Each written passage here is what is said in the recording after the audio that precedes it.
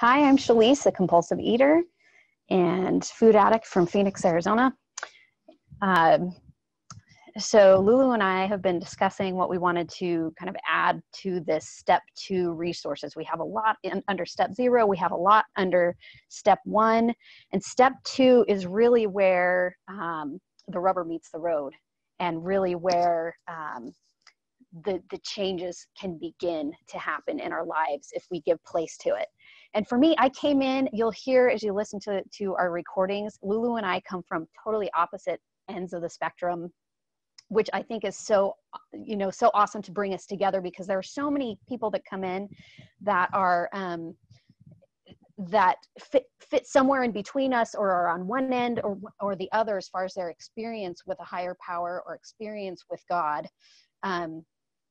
So I just wanted to share a little bit about when I came in. I am coming in from a religion and continue to practice this religion. My practice has changed quite a bit as I've kind of evolved, and my concept of God has evolved.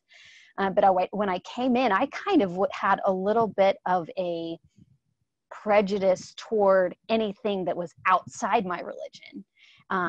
And so I'm coming in with a God that's kind of in a box here, and this is how God is, this is what God does, this is how God works, this is how God doesn't work. And whether it was taught to me as a child, or I kind of superimposed some concepts of God along the way, just because of my own childhood experience. But I came to kind of just open up my heart and my mind to the possibility that God may not be exactly the way that I perceive God to be. Wow.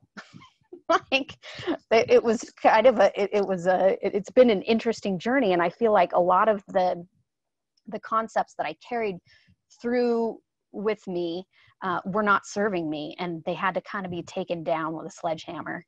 The concepts of God that weren't working for me, that were keeping me sick, and that are keeping me sick still. I'm a work in progress. I'm still working on this. But for me, I had this kind of conception of a God that was like a cosmic vending machine, or Santa Claus God, which was, ask God, please, please, please, please, please, will you change this, or give me this, do this for me, do this for me. And then when I didn't get what I wanted, I was mad. I was angry with God. I was like, but I was so good. I did everything I was supposed to do. And why am I not getting this thing? And why is this not changing in my life?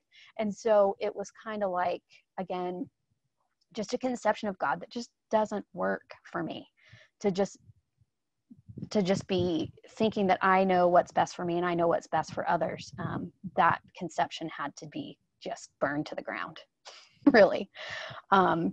And one of the things that really helped me coming in, and I've found, before I go into that, I found that my, some of the conceptions of my higher power, or my God, closely patterned some male figures in my life that I hold close to my heart. My father and both my grandfathers, love them dearly. Wonderful, wonderful men.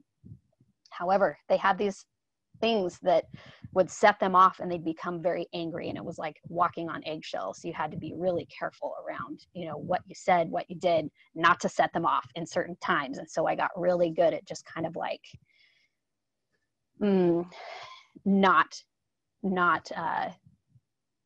not setting them off. And I feel like that's kind of a conception of God that I had also, that I had to be really good, or else I was going to anger God and I'd be destroyed, or my family would be punished, or, there was just a lot of human conceptions that I believed about God that are really just conceptions of, they're really just human characteristics.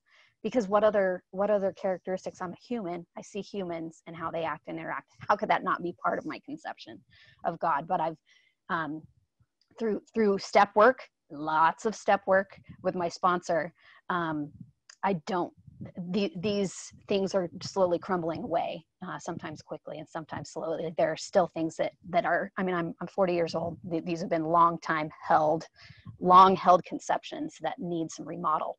But one of the things that I found helpful was that I went to, I think it was a convention, and they just invited us, they were talking about step 2, invited us to write a want ad for God. And it was kind of like, like a want ad. Okay, so the God that I have right now isn't working for me and has got to be fired. So I need a new God that will work for me, that will do for me what I cannot do for myself. And so it really made me kind of sit back and think, what kind of God do I want? What kind of God could work for me and give me the support, give me the assistance that I need to move through this life in a more, or a less painful way, a more beautiful way, a more peaceful way. And so I just kind of wrote down, all right, in search of a God who is all loving, all knowing, all powerful, one that is tender with me, is patient, kind with me. I don't have the thing in front of me, but I do remember at the end of all of this stuff that I wanted in a God, all of the qualifications that I would like to see in my higher power. I just said, if you're a God that's angry, destructive, vengeful, you need not apply. That is not the kind of God that I need. I need a God that can be just loving and supportive. And so that was kind of a beginning for me to help kind of just break away and really see, because I was carrying this conception of God with me, but I didn't realize, or I wasn't aware of the destructive parts of this conception of God that I carried in with me, that those things were damaging me and they weren't helping me. So that was just really helpful at first for me. And I'm going to go ahead and turn it over to Lulu. So she's got some things she can share with us as well on this subject.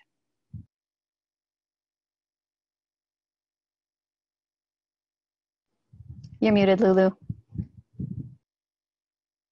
Hi, I'm Lulu. I'm a compulsive overeater from Boston, Massachusetts. And so, Shalece, you had the Santa Claus God. I had the 911 God. That's the kind of God I had. So I never, like, when I had no God in my life, I would never pray for things, because that's weird. But if I'm in a crisis, like something really serious, like, my kid's choking, or like I almost got in an accident, or, I'm going to slide on the ice. And what would I do? I didn't realize it at the time, but looking back, I was praying. Oh, dear God, please. Oh, please, please, please, please, please, please. Like I'm doing the Heimlich on my kid. I'm like, please, God, please, God. So I had the 911 God. And so that's the only time it showed up. I showed up was, and I was just like, I found that was so interesting.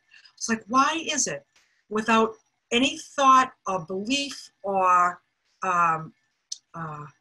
like, it's not like I thought, like, oh, I think I'll pray right now because I want everything to be okay. That's what made me, when I discovered that years later in this program, I discovered that it's kind of intrinsic. It's just a part of who we are, whether we're aware of it or not. But I have my higher power wanted ad too. I had my want ad that I did back in 2015 at a retreat. I wonder if that's the same retreat you were at. So, my conception of God in the past 5 years has changed dramatically. It's, but this is what I came up with at this time. Higher power wanted. Direct my thinking always to love. Interrupt my thoughts that will not serve me or others well. Help me to always see that there is good in everyone. Help me to always feel acceptance with who I am today and to not feel better than or less than anybody else. Always press that pause button in my world whenever I think food, booze, or cigarettes are still the solution for anything. And that loneliness is an impossible state of being when I'm tapped into HP, because I'm never, ever alone. And that's what I wanted. And I also noticed, interestingly enough, when I look back at this, Nowhere does it say he, him, God. It's just, it's like, this is the energy that I want to extract from the universe. And that's how I relate to my higher power. It's an energy in the universe it's like, it just swirls around me. It just swirls everywhere. And whether you want to feel embraced by it or you want to feel hit on the head by it, it's really up to you, you know?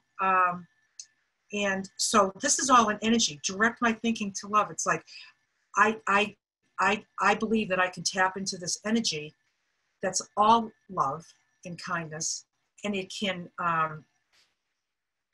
help me to direct my thinking and direct me to all these wonderful things that I just read.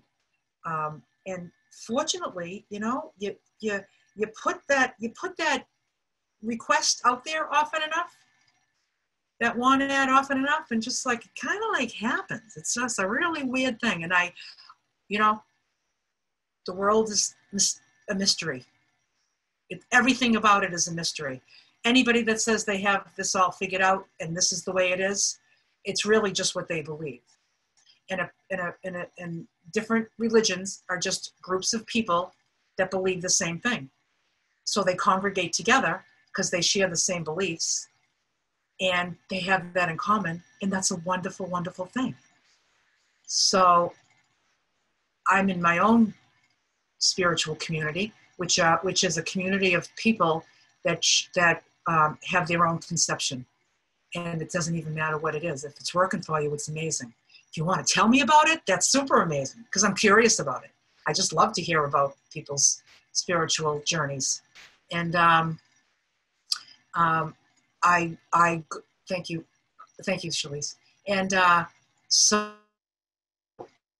this came in, and I was really struggling with this. I didn't want to ask people about it because I thought it was a personal question. Like, I said, what?